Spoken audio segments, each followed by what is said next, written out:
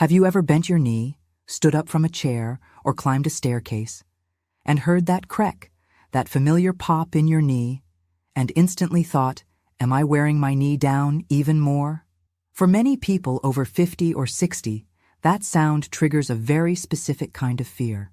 The knee pops and the mind immediately jumps to ideas of wear and tear, friction, or the feeling that something inside the joint is getting worse.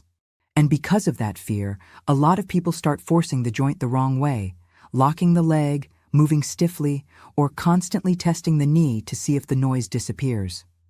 But here's what most people don't realize. In many cases, the popping itself isn't the real problem. The bigger issue is what you start doing because of that pop. The way you move changes, and over time, that can make your knee more irritated, more sensitive, and less stable. As a physical therapist, today I want to show you something important. When that popping comes with discomfort, pain at the front of the knee, or difficulty with movements like climbing stairs, squatting, or getting up from a chair, there may be overload around the patella, what many people know as patellofemoral pain syndrome, often called chondromalacia patellae. In this video, I'll show you, simply and clearly, what's really behind this issue, the most common mistakes that end up making your knee worse in everyday life, and which exercises can help improve control, reduce overload, and get you moving with more safety and confidence. Now, to understand why that popping sometimes comes with discomfort at the front of the knee, think about this. The patella, the bone at the front of your knee, works like a track. Every time you bend and straighten your leg, it needs to glide in a fairly well-aligned path. When that movement is well distributed, the knee tends to function more comfortably. But when there's even a slight misalignment, the patella starts to glide more to one side than it should. And this is where one of the most important concepts comes in. Dynamic valgus, when the knee tends to collapse inward during movement. Picture your knee subtly moving inward as you bend your leg. That small misalignment is already enough to increase pressure on a specific part of the joint. Over time, this repeated overload makes the area more sensitive, more irritated, and less tolerant to movement.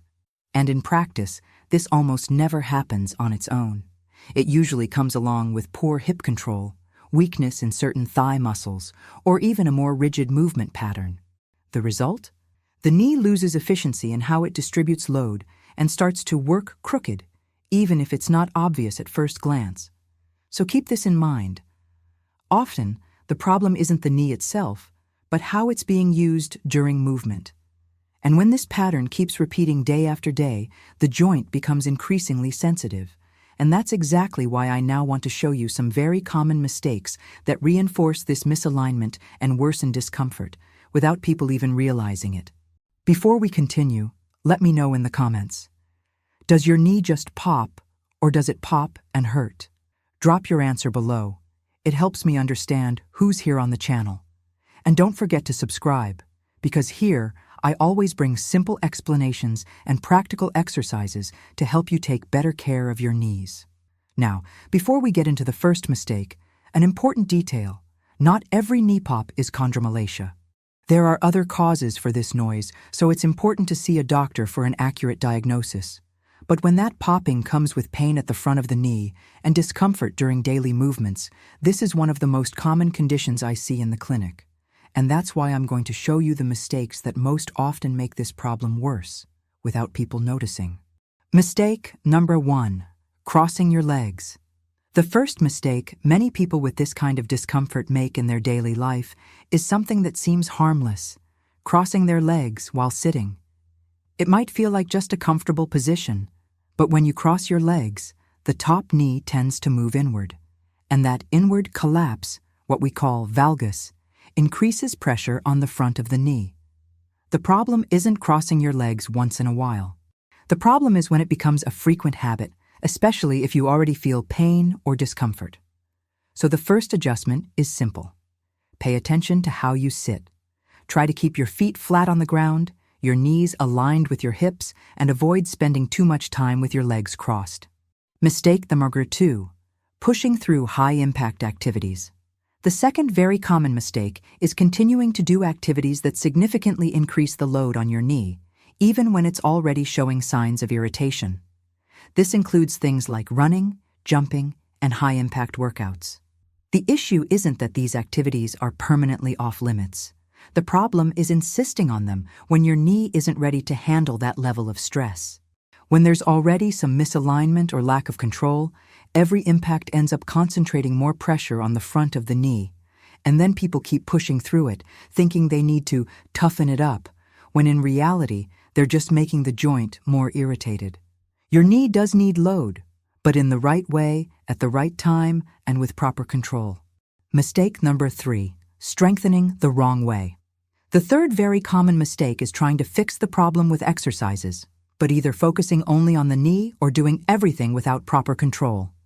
A lot of people think, I just need to strengthen my knee and start doing fast, misaligned movements, or only train the front of the thigh without paying attention to the rest of the body. The problem is, your knee doesn't work alone. When the hip isn't doing its job properly, the knee tends to collapse inward during movement, increasing overload on the joint. In other words, it's not just about exercising.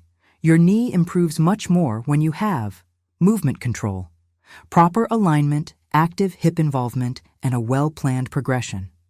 And that's exactly what I'm going to show you now. Now that you understand what tends to make this kind of discomfort worse, let's move on to the most important part: the exercises that help your knee function with more control, less overload, and more confidence in everyday life. Exercise number 1, straight leg raise, lying down. Lie on your back with one leg bent and your foot flat on the floor and the other leg straight. Before lifting, gently engage the thigh of the straight leg as if you're making the knee feel more stable. Now lift that leg a few inches, no need to go high, hold for 1 or 2 seconds, and slowly lower it back down with control. Do 8 to 12 reps on each side, always at your own pace. This exercise helps because it activates the muscle at the front of your thigh, which plays a key role in supporting the knee. As this muscle starts working better, your knee tends to become more stable and less sensitive in daily activities. As it gets easier over time, you can progress by adding a light ankle weight or even a mini band to increase resistance slightly. But no rush. The goal here is to build control first. And an important detail, you don't need to lift your leg high. If you notice increased popping or discomfort during the movement, reduce the range. The goal isn't to force your knee, it's to help it move in a more organized, controlled way. Exercise number 2, side-lying leg raise. Now we're going to work on an area that makes a huge difference in knee alignment, the side of your hip. Lie on your side with your body aligned. The bottom leg can be bent for stability and the top leg stays straight. From this position, slowly lift the top leg without turning your foot upward and without letting your body roll backward. Lift, hold for a second, and lower it with control. Do 8 to 12 reps, then switch sides. After this first variation, you can move on to a second one that targets the gluteus medius even more. Stay on your side, but now with both knees bent. Keep your feet together and open the top knee like a clamshell, without rotating your torso. The movement is small and controlled. Again, do 8 to 12 reps. These 2 variations are important because they strengthen the gluteus medius, one of the key muscles that prevents the knee from collapsing inward during movement. When this area is weak, the knee loses alignment and ends up taking more load at the front.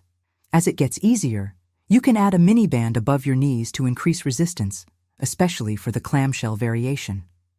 And pay attention to an important detail. Your body shouldn't sway or roll backward. If that happens, reduce the range of motion. The goal is to feel the work on the side of your hip, because that's what helps protect your knee in everyday movements. Exercise number 3, glute bridge with mini band progression. Now let's better integrate the hip with the rest of your body.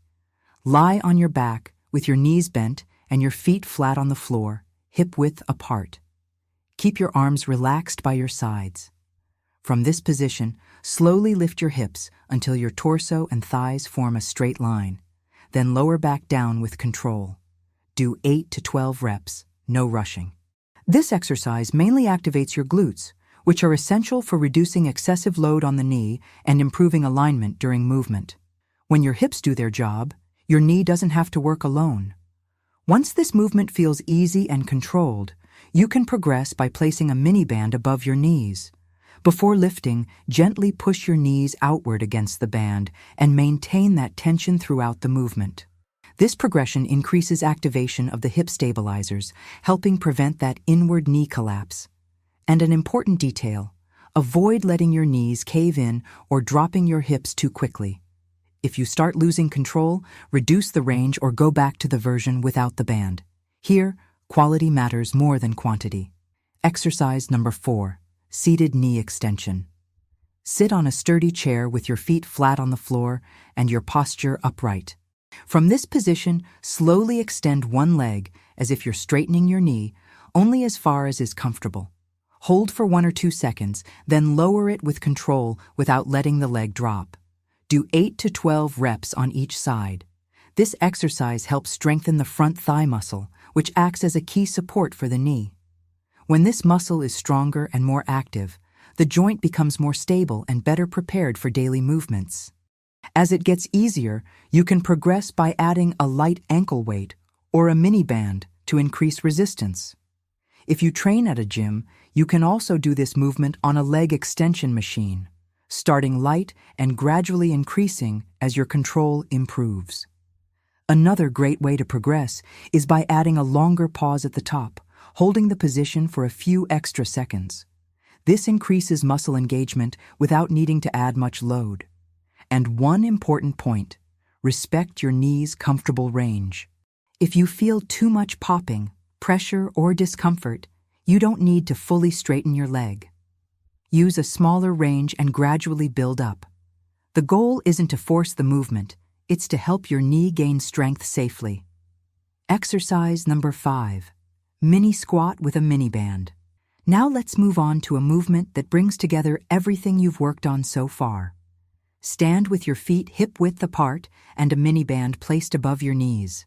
Keep your torso slightly leaned forward and begin a small squat. You don't need to go very low. During the movement, focus on one key point. Keep your knees aligned with your feet without letting them cave inward.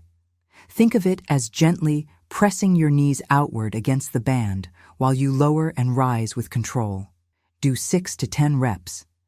This exercise is important because it takes all the control you practiced lying down and sitting and brings it into a more functional position. It teaches your body to distribute the load better between the hip and the knee, reducing overload on the front of the joint. If it feels difficult at first, you can do it without the band or with support from a chair or wall. And as you improve, you can slightly increase the depth or use a stronger band. And one important detail, you do not need to squat deeply. If you notice your knee collapsing inward or feel discomfort as you go down, reduce the range. The focus here is not depth, it's alignment and control. Now, how do you fit this into your day-to-day routine? You can do this full sequence in about 5 to 8 minutes, 3 to 4 times a week. It doesn't have to be perfect. The most important thing is doing it with control and consistency.